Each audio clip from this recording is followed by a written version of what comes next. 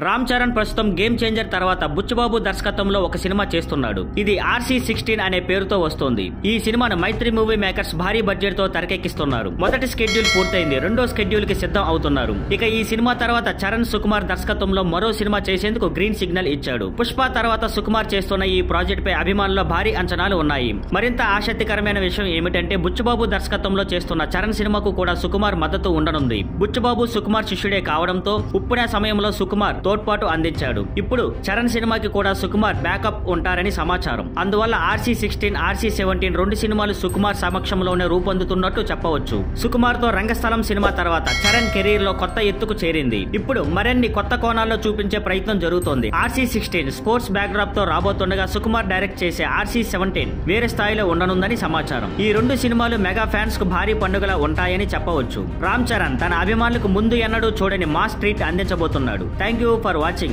Please like, share and subscribe.